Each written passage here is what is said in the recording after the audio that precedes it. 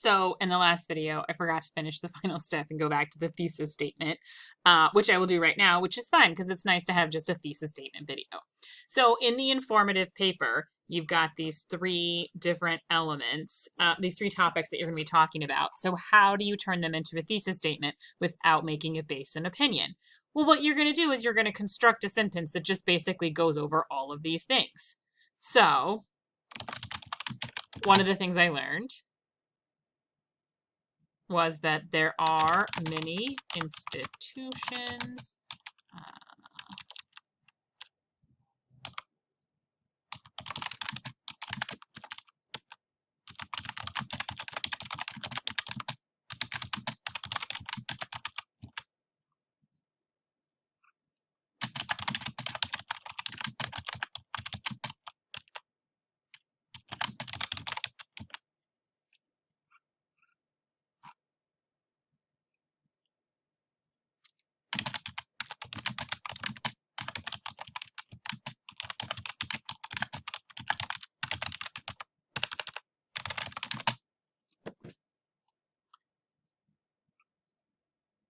have dress codes in higher education for a varying degree of reasons. Reasons for dress codes in higher education. Enforcing dress codes with varying levels of enforcement.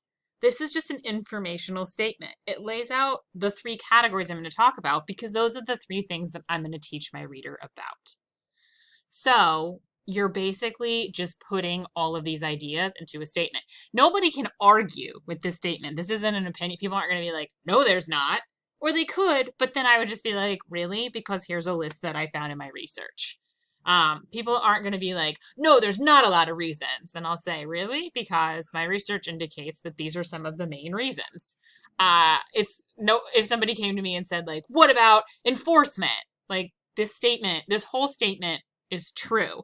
It's just summarizing the topics that I'm going to cover. So this is an example of an informational thesis.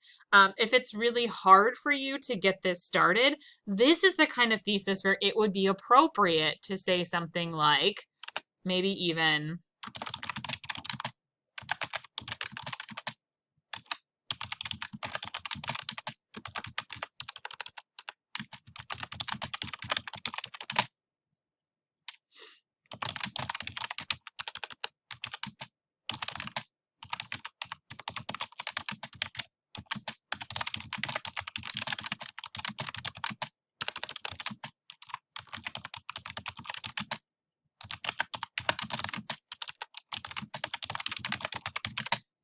I don't like sentences like this for argument papers, but this is a perfectly functional thesis statement for an informative paper because this is what the paper is going to do.